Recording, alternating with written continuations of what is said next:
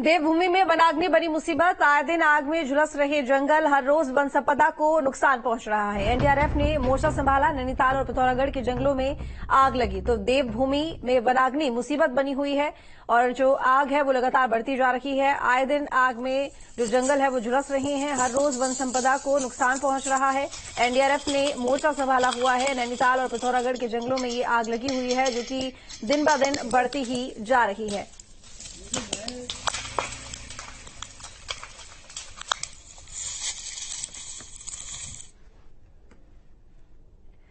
अल्मोड़ा मार्ग पर भिकिया सेन के पास अब जंगलों में लगी आग तो शांत हो गई, लेकिन सड़क के दोनों ओर राख की काली चादर बिखरी पड़ी है। मैं इस समय अल्मोड़ा जिले में हूं, भिकिया सैंड से कुछ पहले, और ये रास्ता, ये मुख्य मार्ग है, ये जो रामनगर से भिकिया सैंड को जोड़ता है, रानी खेत वाले एक जो मुख्य मार्ग है उसमें कनेक्ट करता है। आग लगी थी, बुझ गई, लेकिन निशान बाकी हैं और ये पूरी तरह से ये सारी की सारी नीचे तक इतनी और ऐसा कोई एक स्पॉट नहीं है कुमाऊं में, ऐसे सैकड़ों स्पॉट हैं जहां बहुत जबरदस्त तरीके से आग लगी।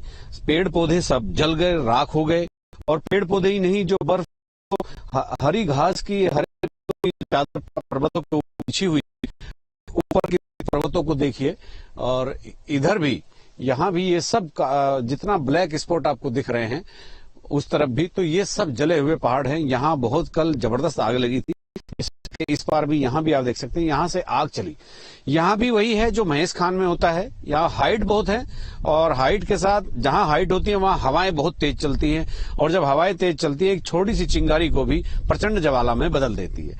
आप इस वैली को देखिए कि इसकी खूबसूरती, आप ये आग की हम बात कर रहे हैं, लेकिन इस वैली को आप देख सकते हैं, खूबसूरत वैली है, अच्छे वहाँ खलियान है, और कुछ टूरिस्ट प्लेस भी एक जो है प्रयास किया है, कुछ लोग और भी बना रहे हैं। लेकिन इस सीजन में जिस तरह की आग लगती है तो उसके किसान यहाँ पर आप बहुत अच्छे से देख सकते हैं, बहुत सारी चीजें बिल्कुल इस तरह से यहाँ पर जली हुई पड़ी है, खाक हो चुकी है, और यही नहीं, नीचे तक जहां नजर जाती है वहां तक ये वन जलकर छोटी झाड़ियां होती है, छोटी झाड़ियों को भी औषधि के तौर पर लिया जाता है। जितने भी पर्वतों के ऊपर नीचे आसपास जितनी झाड़ियां खड़ी होती सब सगंध दप होता है, तो वो भी सारी जल करके खाक हो गई है। अपने सहयोगी कैमरामैन सोनी कुमार के साथ न्यूज स्टेट के लिए भिकिया सैंड से अजीत सिंह राठी। पौड़ी के जंगलों में लगी आग ने विकराल रूप धारण कर लिया है, जिससे अब तक लाखों की वन संपदा का नुकसान हो चुका है और रिजर्व फॉरेस्ट का 86 हेक्टेयर जंगल वनाग्नि से राख हो चुका है। वनाग्नि पर काबू पाने के लिए वनकर्मी और डीएफओ भी लगातार प्रयास कर रहे हैं। डीएफओ पौड़ी ने बताया कि जंगलों में आग लगाने वाले 5 शातिर युवकों को वन विभाग की टीम ने रंगे हाथों पकड़ा है, जिन पर कार्रवाई की जा रही है।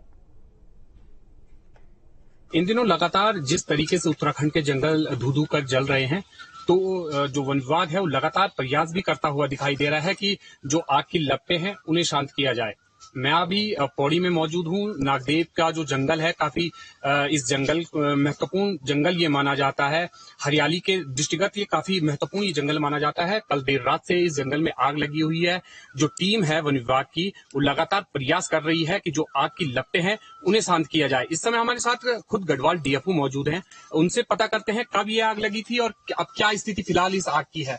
पहले तो मैं कुलदीप आपका आभार मानूंगा। हम लोग तो हमेशा जंगल में रहते ही है, ये हमारा कर्तव्य भी है और हम लोग निरंतर रूप से लगे बने हुए हैं।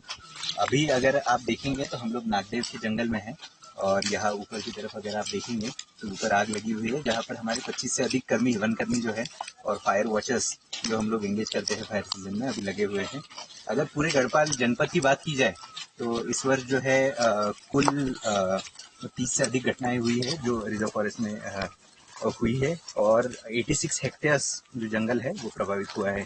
तो हम लोग निरंतर प्रयास तो कर ही रहे हैं, बट मौसम शुष्क होने की वजह से और थोड़ा सा लोक सहयोग होना चाहिए, वो थोड़ा कम होने की वजह से जंगलों को थोड़ा नुकसान हो रहा है। बिल्कुल सर, जो लोगों की आपने बात की, तो पहले अक्सर आग लगा करती थी और जंगलों में जो ग्रामीण है वो आग बुझाने के लिए काफी देखे जाते थे, लेकिन इस बार जो ग्रामीण है वो जंगलों से दूरी बनाए हुए हैं, ऐसा क्यों? सबसे महत्वपूर्ण मैं इसका कारण बताना चाहूंगा कि पहले वनों पे लोगों की निर्भरता होती थी।